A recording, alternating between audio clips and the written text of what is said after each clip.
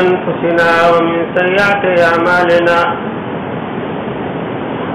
من يهده الله فلا مضل له ومن يضلل فلا هادي له وأشهد أن لا إله إلا الله وحده لا شريك له وأشهد أن محمدا عبده ورسوله يا أيها الذين آمنوا اتقوا الله حق تقاته ولا تموتن إلا وأنتم مسلمون يا أيها الذين آمنوا اتقوا الله وقولوا قولا سديدا يصلح لكم أعمالكم ويغفر لكم ذنوبكم ومن يطع الله ورسوله فقد فاز فوزا عظيما أما بعد فإن خير الحديث كتاب الله وخير الهدي هدي محمد صلى الله عليه وسلم وشر الأمور محدثاتها وكل محدثة بدعة وكل بدعة ضلالة وكل ضلالة في النار.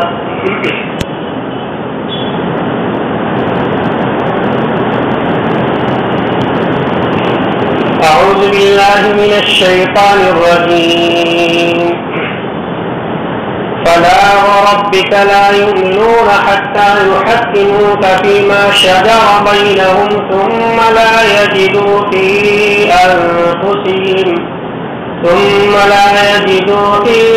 أنفسهم حرجا مما قضيت ويسلموا تسليما. حاضرین جمعہ،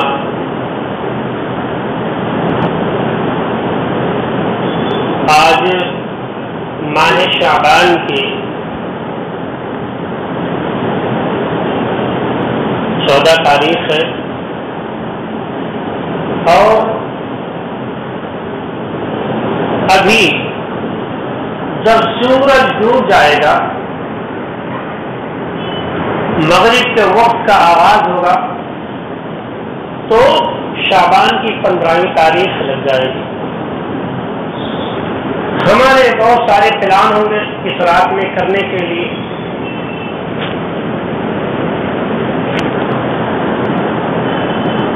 ہمارا پلان ہونا ہے کہ نہیں ہونا ہے،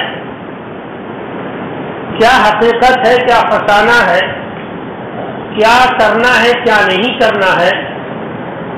عمومی طور پر اور کچھ خصوصی طور پر میں نے اس تعلق سے آپ کے سامنے مسلسل 3 خطبہ جمعہ میں باتیں رکھ دی ہیں. گزشتہ خطبہ جمعہ میں بات یہاں تک پہنچی تھی کہ 2 حدیث شریف ایسی ہیں جن میں 15ویں شعبان کے رات کی فضیلت بیان کی گئی ہے. فضیلت یہ ہے کہ اللہ رب العزت 15ویں شعبان کے رات میں کل کائنات والوں کو معاف فرماتا ہے الا لمشرک و مشاہد، البتہ مشرک کو معاف نہیں کرتا ہے اور کینہ، کپٹ رکھنے والا، حسد رکھنے والے شخص کو اللہ رب العالمین معاف نہیں کرتا ہے. اور دوسری حدیث میں یہ بات تھی کہ اللہ تعالیٰ سارے لوگوں کو معاف کرتا ہے، کافر کو مہلت دیتا ہے. اور اس میں بھی وہی بات ہے کہ ایک دوسرے سے باتیں بند کرنے والوں کو معاف نہیں کرتا ہے، حسد رکھنے والوں کو معاف نہیں کرتا ہے. یہ دونوں حدیثوں کا خلاصہ ہے. اب سوال یہ ہے کہ جب مغفرت کی رات ہے 15ویں شعبان تو عبادت کیوں نہ کی جائے؟ جب آپ نے خود اس منبر سے یہ ثابت کر دیا کہ یہ مغفرت کی رات ہے، پھر عبادت کرنے سے منع کیوں؟ جب اس رات میں بندوں کو مغفرت کی جاتی ہے، بندوں کی مغفرت کی جاتی ہے، بندوں سے معافی کا اعلان کیا جاتا ہے، تو عبادت کرنے سے منع کیوں کیا جاتا ہے؟ آخر جس طرح سے شب قدر میں کہا مغفرت کی جاتی ہے، اس کی فضیلت ہے. لوگ شب قدر میں شب بیداری کرتے ہیں، نمازیں پڑھتے ہیں، دعائیں کرتے ہیں، مغفرت اللہ سے طلب کرتے ہیں. تو آخر یہاں بھی تو جب مغفرت کی رات ہے تو یہاں کیوں عبادت کرنے سے منع کیا جا رہا ہے؟ سمجھے نا اشکال آپ لوگ. شب قدر فضیلت والی رات، اس میں عبادت کی جاتی ہے. شب برات فضیلت والی رات، لیکن یہاں عبادت سے منع کیوں کیا جاتا ہے؟ یہ اعتراض ہے. اللہ رب العزت نے نبی کریم صلی اللہ علیہ وسلم کو آئیڈیل اور نمونہ بنایا ہے. جب تک ہم یہ چیز نہیں سمجھیں گے، جب تک ہم کچھ بھی سمجھ نہیں سکتے. کیا؟ جب تک ہم یہ نہیں سمجھیں گے کہ ہمارا رہبر ہے کون اور رہبر کا مطلب کیا ہوتا ہے، تب تک ہم شرعی مسائل میں بدعات و خرافات کو ملاتے ہی رہیں گے. اللہ تعالیٰ نے سیدھے لفظوں میں کہہ دیا ہے، سورہ احزاب سورہ نمبر 33 آیت نمبر 21 مشہور آیت کریمہ ہے، لقد کان لکم فی رسول اللہ اسوۃ حسنہ، کہ ہم نے نبی کریم صلی اللہ علیہ وسلم کی حیات طیبہ کو کل کائنات والوں کے لیے آئیڈیل بنا دیا ہے، نمونہ بنا دیا ہے. کیا مطلب ہے دنیا والوں، ہمارے نبی نے اگر ظہر کا وقت دوپہر کو متعین کر دیا ہے تو ظہر کی نماز دوپہر ہی میں پڑھی جائے گی. عصر کا جو وقت متعین کر دیا، عصر کی نماز اسی وقت پڑھی جائے گی. اب ایسا نہیں کیا جائے گا ظہر کو عصر میں کر دیا جائے اور عصر کو اٹھا کر کے ظہر میں کر دیا جائے. اگر تہجد کی گھڑی فجر سے قبل کی ہے تو ایسا نہیں کہا جائے گا کہ اسے ظہر کے وقت میں پڑھ لیا جائے، نماز ہی تو ہے، ایسا نہیں کہا جائے گا. نماز ہے، تہجد پڑھ رہے ہیں آپ، وقت بدل رہا ہے، ثواب نہیں ملے گا. ظہر ہے، عصر میں پڑھ رہے ہیں، عصر کو ظہر میں پڑھ رہے ہیں، نماز پڑھ رہے ہیں، نماز ہے، رکوع کی کمی نہیں، سجدے کی کمی نہیں، لیکن ثواب آپ کو نہیں ملے گا. کبھی غور کیا کیوں؟ کیونکہ جو ہمارے لیے آئیڈیل بنا کر کے بھیجے گئے، ہم نے ان کے طریقے سے انحراف کر لیا. ہم نے اپنے من کے مطابق ظہر کو عصر میں پڑھا، عصر کو ظہر کے وقت میں پڑھ لیا، تہجد کو ظہر کے وقت میں ادا کر لیا. اللہ کے رسول کے آئیڈیل جو بنا کر کے آپ کو بھیجا گیا، ان کے متعین شدہ اوقات میں ہم نے ان نمازوں کی پابندی نہیں کی. نماز تو پڑھا ہم نے، لیکن نمازوں کو آپ کے طریقے کے مطابق ادا نہیں کیا.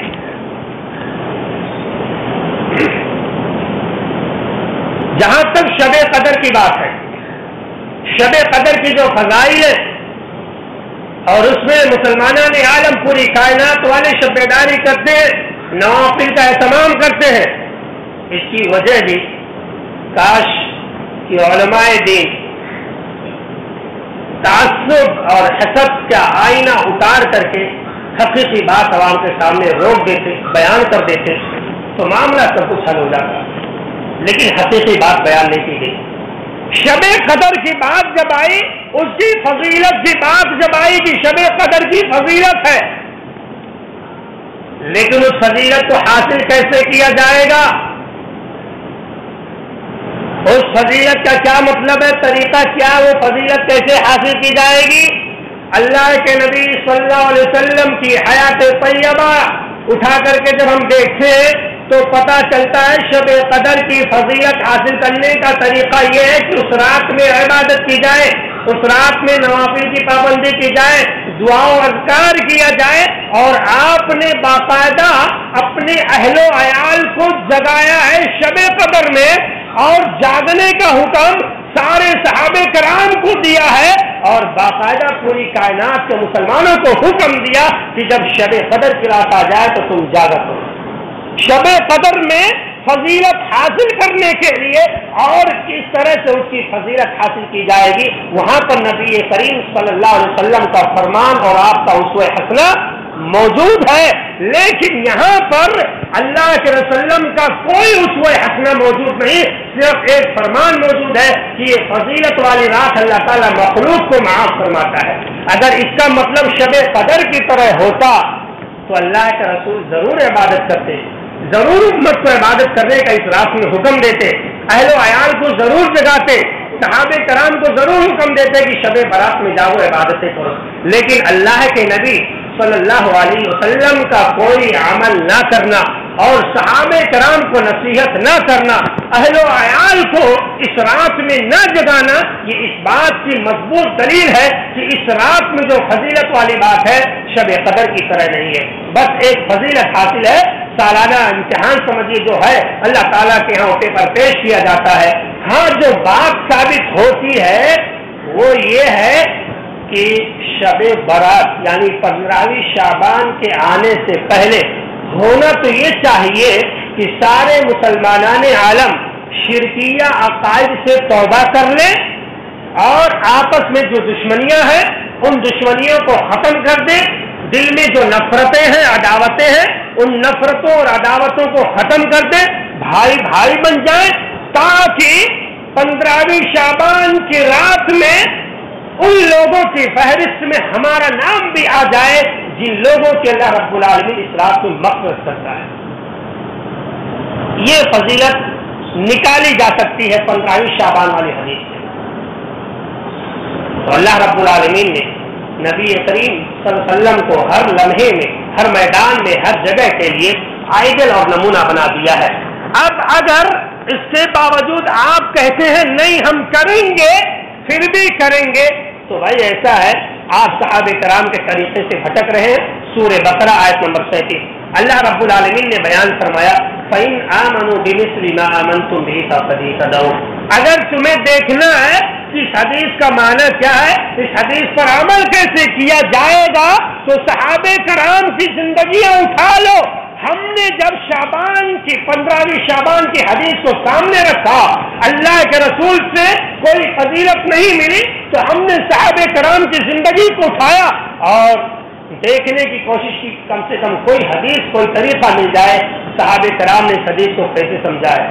تو ہمیں ایک بھی عمل صحابہ کا نہیں ملا کہ صحابہ کرام نے اس رات میں شب بیداری کی ہو۔ اس کا مطلب یہ ہے کہ اگر انہوں نے نہیں کیا تو ہم بھی نہیں کریں گے، کیونکہ خصوصی اہتمام کرنا شریعت منع کرتی ہے۔ اگر ان کی طرح ہم کرتے ہیں یعنی انہوں نے خصوصی اہتمام نہیں کیا، ہم بھی خصوصی اہتمام نہیں کریں گے، عبادت نہیں کریں گے، شب برات میں جاگ کر کے فَقَدِ اهْتَدَوْا، تب تم ہدایت یافتہ ہو۔ لیجیے فرمان الہی سنیے، صحابہ نے خصوصی اہتمام نہیں کیا ہے، نبی کریم نے خصوصی اہتمام عبادت کا شب برات میں نہیں کیا ہے، ہم بھی نہیں کریں گے۔ تو عرش الہی سے آواز آتی ہے کہ اے مسلمانوں سنو، فقد اهتدوا، تم ہی منہج سلف پر ہو، تم ہی صحابہ کرام کے طریقے پر ہو۔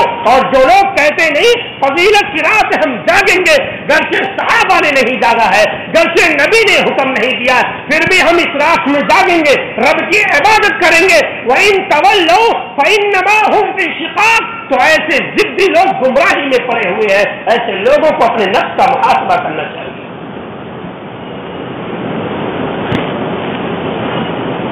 الٹے ہی چال چلتے ہیں دیوان گان مست، انہیں لیلا نظر آتا ہے، مجنون نظر آتی ہے۔ سمجھے شعر کا مفہوم؟ اس کائنات میں لوگ الٹا ہی چلتے ہیں۔ لیلا لڑکی ہے، لیلا مجنون کی کہانی آپ نے سنی ہے، لڑکی مؤنث ہے، تو جو الٹے چال چلنے والے ہیں وہ کہتے ہیں نہیں لیلا آدمی کا نام ہے، اور مجنو جو آدمی کا نام ہے کہتے ہیں یہ لڑکی ہے۔ تو معاملہ یہاں پر ایسا بالکل الٹ ہو رہا ہے۔ صحابہ کا جو منہج ہے، سلف کا جو طریقہ ہے، اس طریقے کو چھوڑ کر کے ہم اپنی منمانی شریعت اسلامیہ میں کرتے ہیں۔ اللہ رب العزت نے جب کہہ دیا لقد کان لکم فی رسول اللہ اسوۃ حسنہ، لوگوں ہم نے نبی کو تمہارے لیے آئیڈیل اور نمونہ بنا دیا ہے۔ جب نبی ہمارے لیے آئیڈل اور نمونہ بنا دیے گئے تو اس کا مطلب یہ ہوا نبی نے جو کیا وہ ہم کریں گے، نبی نے جیسا کیا ہے ویسا ہی ہم کریں گے۔ اللہ کے رسول نے جو کام نہیں کیا ہے وہ کام ہم نہیں کریں گے. اللہ رب العالمین نے اسی بات کی وضاحت فرمائی ہے. لوگوں سنو، لقد کان لکم فی رسول اللہ اسوۃ حسنہ، ہم نے تمہارے لیے نبی کریم کی زندگی کو آئیڈیل اور نمونہ بنا دیا ہے. میرے بھائیوں، شب برات میں پیارے حبیب نے شب بیداری نہیں کی ہے، شب برات میں کوئی خصوصی عبادت آپ نے نہیں کی ہے. اس لیے کائنات کے مسلمانوں کو بھی شب برات میں عبادت نہیں کرنی چاہیے، خصوصی اہتمام نہیں کرنی چاہیے. اور اگر آپ اہتمام کرتے ہیں تو اللہ کے رسول کی حدیث سن لیجئے. آپ اگر کہتے ہیں یہ مغفرت والی بات ہے، ہم بھی پھر بھی عمل کریں گے، ہم پھر بھی عبادت کریں گے، تو گویا کہ آپ شریعت میں چیز داخل کر رہے ہیں. اللہ کے رسول کی حدیث اما عائشہ بیان فرماتی ہے، اللہ کے رسول نے بیان فرمایا، من احدث فی امرنا ھذا ما لیس منہ فہو رد، جس نے اپنی جانب سے کوئی عمل شریعت میں داخل کر دیا، جس نے کوئی چیز شریعت بنا کر کے پیش کر دی، میرے نبی کا مہر اس پر نہیں ہے، میرے نبی کا حکم نہیں ہے، میرے نبی سے ثابت نہیں ہے، فہو رد، تو ایسا عمل مردود ہے اور ایجاد کرنے والا بھی مردود ہے. فہو رد، دونوں مردود ہیں. ایجاد کر دیا ہے، ایجاد کر دیا نہیں کرنا ہے، کریے، مولوی صاحب نے بتا دیا کریے، تو مولوی صاحب جب ایجاد کر دیے تو مولوی صاحب بھی مردود ہوئے اور عمل بھی مردود ہوا.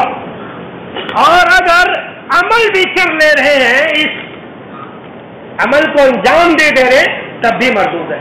ایجاد کرے عمل نہ کرے تب بھی مردود، اور ایجاد کرنے کے بعد عمل کرے تب بھی مردود. مطلب ہمیں نہ ایجاد کرنا ہے اور نہ ہی کوئی ایسا عمل کرنا ہے جس کا ثبوت شریعت کے اندر موجود نہ ہو. تو شب برات میں خصوصی اہتمام تو ہمارے پیارے حبیب صلی اللہ علیہ وسلم نے نہیں کیا ہے، صحابہ نے نہیں کیا ہے، اسلاف نے نہیں کیا ہے، امام ابو حنیفہ، امام مالک، امام شافعی، امام ابن حنبل نے نہیں کیا ہے، اور کتب ستہ کے مؤلفین نے نہیں کیا. تو پھر منہج سلف سے روگردانی کیوں؟ صحابہ کے طریقے سے مومنین کے راستے سے بھٹکنے کی کوشش کیوں کی جا رہی ہے؟ اس کا مطلب یہ ہے ہم عقل کا استعمال نہیں کرتے. چلیے ہم مان لیے کہ 15ویں شعبان کی رات میں مغفرت کا اعلان کیا جاتا، اللہ تعالیٰ سارے لوگوں کو معاف کرتا ہے، اس لیے آپ عبادت کرتے ہیں. لیکن ذرا ایک حدیث ہے مسلم شریف کی، حدیث نمبر 6544، 6544، صحابی رسول ابو ہریرہ رضی اللہ تعالیٰ عنہ، عن ابی ہریرہ ان رسول اللہ صلی اللہ علیہ وسلم قال سیدنا فقیہ الاسلام فقیہ امت. ابو ہریرہ رضی اللہ تعالیٰ عنہ بیان فرماتے ہیں، میرے حبیب نے بیان فرمایا ہے، پیارے نبی نے بیان فرمایا ہے، تفتح ابواب الجنہ، جنت کے دروازے کھولے جاتے ہیں، جنت کا دروازہ کھولا جاتا ہے یوم الاثنین و یوم الخمیس، سوموار کے دن اور جمعرات کے دن. تفتح ابواب الجنت یوم الاثنین و یوم الخمیس، سوموار اور جمعرات کے دن جنت کے دروازے کھولے جاتے ہیں. فیغفر لکل عبد، سوموار کو جب جنت کا دروازہ کھولا جاتا ہے اللہ تعالیٰ ساری دنیا والوں کی مغفرت کر دیتا ہے. صحیح مسلم حدیث نمبر 6544، راوی سیدنا ابو ہریرہ رضی اللہ تعالیٰ عنہ.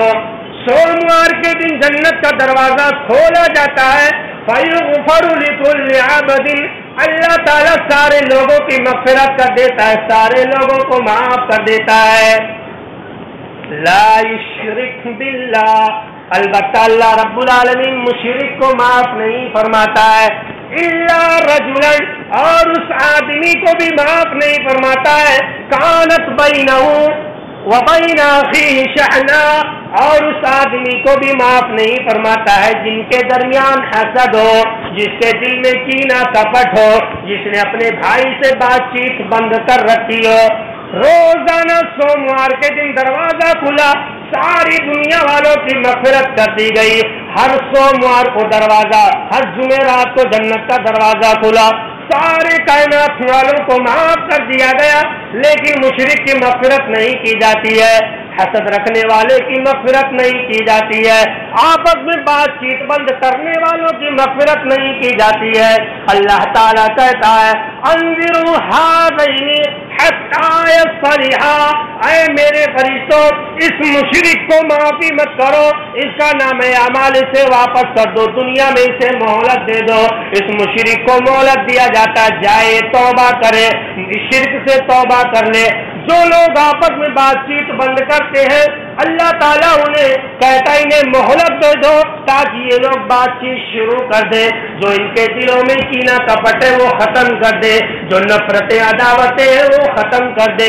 میرے بھائیوں سوموار کو مغفرت کر دی گئی لیکن مشرک کو مہلت دی جاتی ہے، حسد رکھنے والوں کو مہلت دی جاتی ہے، نفرت رکھنے والوں کو مہلت دی جاتی ہے. جمعرات کے دن جنت کا دروازہ کھلا لیکن مشرک کی معافی نہیں ہوتی ہے، حسد رکھنے والے کی معافی نہیں ہوتی، مہلت دیا جاتا ہے. کم سے کم جائیں یہ لوگ بات چیت شروع کر دیں، حسد رکھنے والے بات چیت شروع کر دیں، مشرک اپنے شرک سے توبہ کر لے. میرے بھائیوں سوال یہ ہے اللہ تعالیٰ نے یہی بات 15ویں شعبان کی رات کے بارے میں بھی بیان فرمایا ہے، کل کائنات کی مغفرت کر دیتا ہے سوائے مشرک کے. مشرک کو اللہ تعالیٰ 15ویں شعبان میں معاف نہیں فرماتا ہے، حسد رکھنے والے کو اللہ تعالیٰ معاف نہیں فرماتا 15ویں شعبان کی رات میں. شب برات میں مشرک کی مغفرت نہیں، شب برات میں حاضرین کی مغفرت نہیں ہوتی ہے. اور یہی بات اللہ تعالیٰ ہر سوموار کے لیے بیان فرماتا ہے. سوموار کے دن سارے لوگوں کی مغفرت ہوتی ہے، مشرک کی مغفرت نہیں ہوتی ہے، حاسد کی مغفرت نہیں ہوتی ہے. یہی بات اللہ تعالیٰ جمعرات کے بارے میں بیان کرتا ہے، مشرک کی مغفرت نہیں ہوتی ہے، حاسد کی مغفرت نہیں ہوتی ہے. میرے بھائیوں اگر اس حدیث کا یہ مفہوم ہے کہ راتوں رات جاگ کر کے رب کائنات کی عبادت کی جائے، دعائیں کی جائے، تو میرے بھائیوں اس حدیث کا بھی یہی مفہوم ہونا چاہیے. جب جنت کا دروازہ سوموار کو کھلتا ہے تو راتوں رات ہمیں عبادت کرنی چاہیے. کیا وجہ ہے؟ ایک حدیث پر تو عمل کریں گے، دوسری پر عمل نہیں کریں گے. ایک حدیث اپنے من کے موافق آ گئی، اس کو اپنا لیا گیا اور اپنے مسلک اور اپنے مذہب کو ڈھال دیا گیا اور اپنے موافق اس دلیل کو پیش کیا جا رہا ہے. میرے بھائیوں پھر اس حدیث کا کیا ہوگا؟ یہ حدیث کہا جائے گی، مطلب صاف ہے. اس حدیث کا وہی مفہوم جو اس حدیث کا مفہوم ہے، اس حدیث کا جو مفہوم اس حدیث کا بھی یہی مفہوم ہے. تو 15ویں شعبان کی رات میں ہمیں اور آپ کو خصوصی احترام نہیں کرنا چاہیے. میرے بھائیوں توبہ کرنا چاہیے.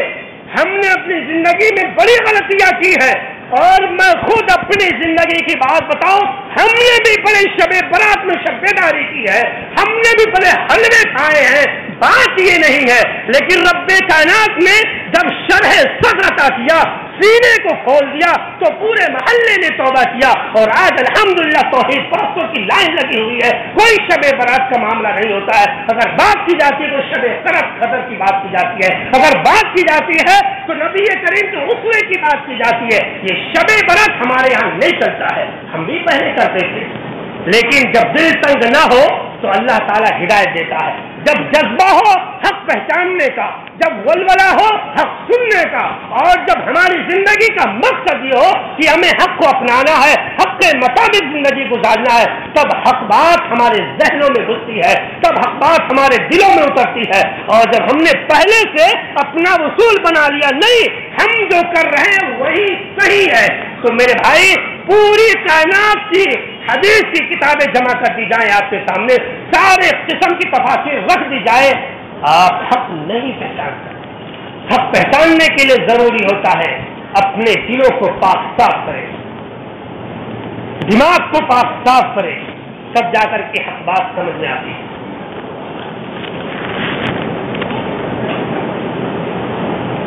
تو ثابت ہوا کہ شب برات سے متعلق جو حدیث صحیح ہے اس کا مفہوم شب قدر کی طرح نہیں ہے.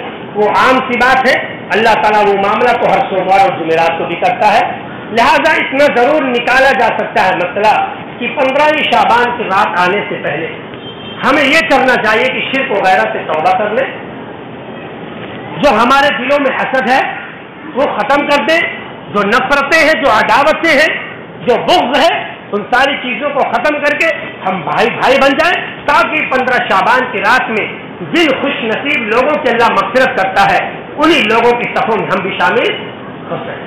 معاملہ یہ ہے, مفہوم یہ ہے, لیکن کہاں تیر کہاں کروڑا بھان متی سے رشتہ جوڑا ہے نا, کہاں کی بات کہاں لا کر کے جو ہے جوڑ دی جاتی ہے, اور امت مسلمہ کا معاملہ بگڑتا ہوا دن بدن چلا جاتا ہے.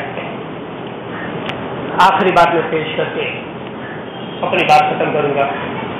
ہم نے تفصیل کے ساتھ آپ کے سامنے یہ بات رکھ دی اور وضاحت کر دی اپنے علم کے مطابق کہ شب برات شیعوں کی رات ہے.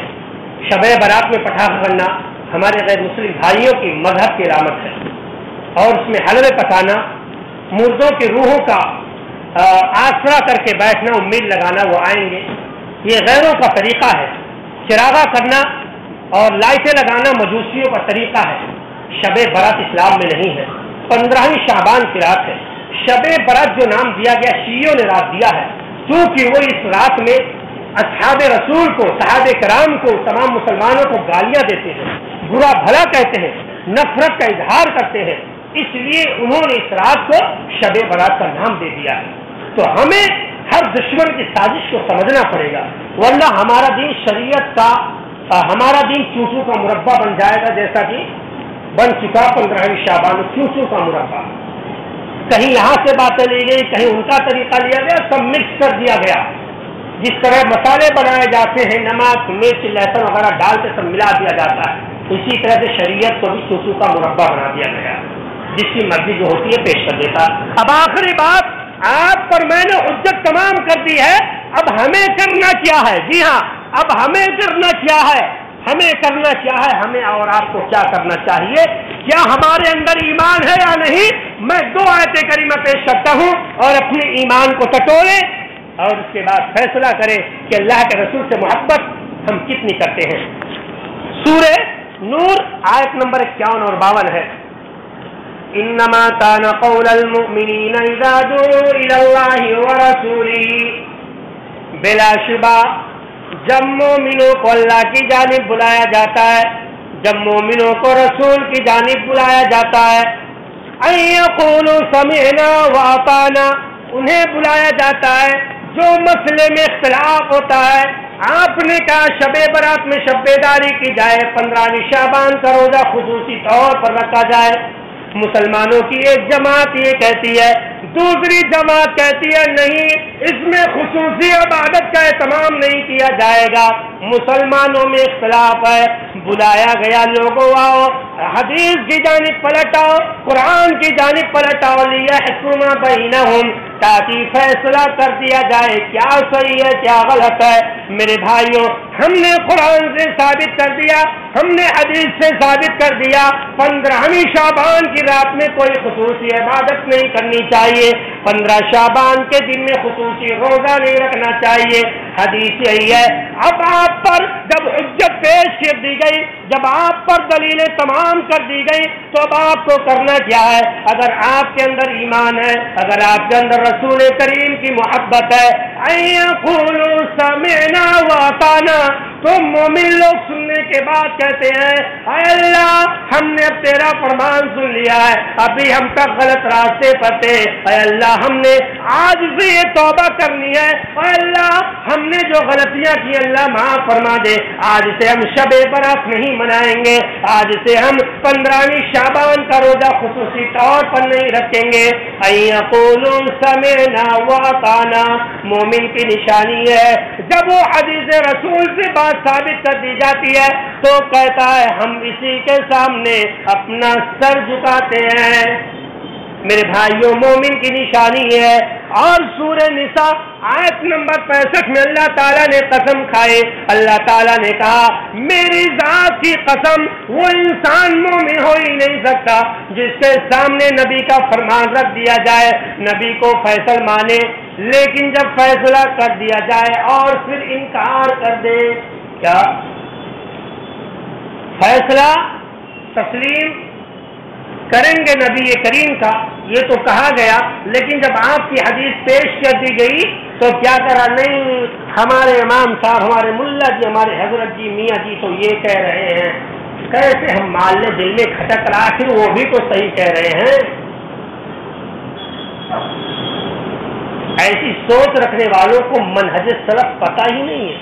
سیدھی سی بات ہے, صحابہ نے کیا نہیں تو ہم کیوں کریں, نبی نے کیا نہیں تو ہم کیوں کریں. پھر یہ سوال ہی نہیں اٹھتا ہے ہمارے حضرت نے, ہمارے میاں جی نے ایسے کہا تو کیسے ہم کر لیں. نہیں, اس کا مطلب یہ ہے تم مومن ہی نہیں ہو. نبی کا فرمان آنے کے بعد سرے خم تسلیم کرنا ہے. فَلَا وَرَبِّكَ لَا يُؤْمِنُونَ حَتَّى يُحَكِّمُوكَ فِيمَا شَجَرَ بَيْنَهُمْ.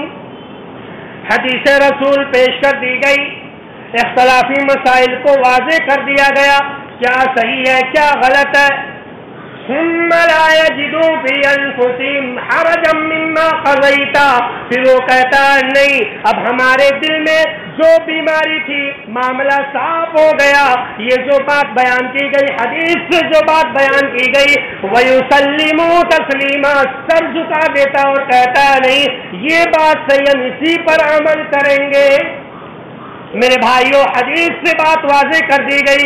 شب برات یہ بدعت کی رات ہے. 15ویں شعبان کے دن خصوصی اہتمام کرنا یہ بدعت ہے. 15ویں شعبان کی رات میں نوافل کا اہتمام کرنا یہ بھی بدعت ہے. ساری کی ساری چیزیں واضح کر دی گئی.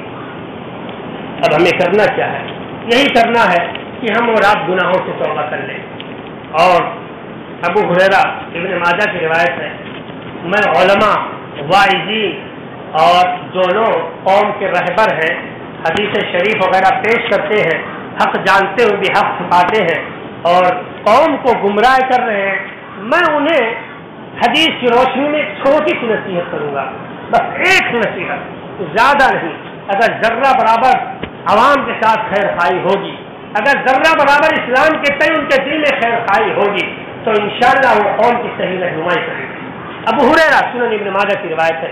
ابو ہریرہ رضی اللہ تعالیٰ عنہ بیان فرماتے ہیں, نبی کریم صلی اللہ علیہ وسلم نے بیان فرمایا, من یقل علیہ ما لم اقل, جس نے کوئی بات ایسی کہی پبلک سے, عوام سے, لوگوں سے ایسی بات کہی جو بات میں نے نہیں کہی ہے, لوگوں سے کہا نہیں عمل کرو, میں نے نہیں کہا وہ بات, بلکہ میرے سامنے کسی اور کی بات پیش کرتا ہے, وہ نہیں اللہ کے نبی نے نہیں کہا ہے, لیکن چونکہ ہم ان کے پیچھے چلنے والے ہیں ان کی بات مانی جائے گی.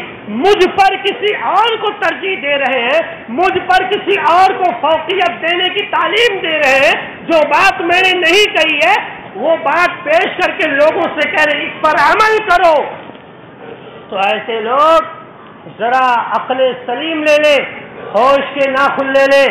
فَلْيَتَبَوَّأْ مَقْعَدَهُ مِنَ النَّارِ, ایسے لوگ بالکل یقین کر لیں کہ ان کا ٹھکانہ سیدھے نار جہنم ہوگا, ان کا ٹھکانہ سیدھے نار جہنم ہوگا.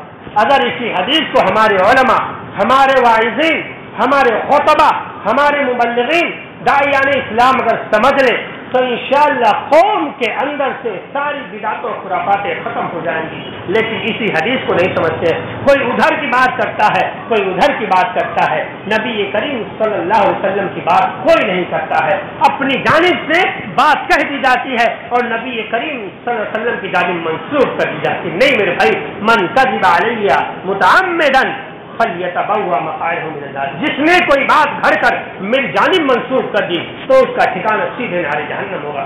لہذا قوم کے علماء, قوم کے رہبران, داعیان, مبلغین, علماء, ان سب سے یہی گزارش ہے, یہی التجا ہے کہ آپ لوگ ہوش کے ناخن لیں اور امت کو بدعتوں میں بھٹکانے کا وقت نہیں ہے, امت کو ایک پلیٹ فارم پر لانے کا وقت ہے.